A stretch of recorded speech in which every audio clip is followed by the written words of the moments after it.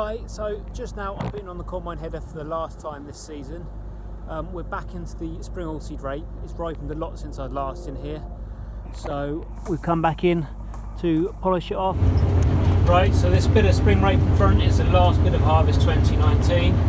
So I'm just approaching, drop the header down, and let's get this bit in the tank.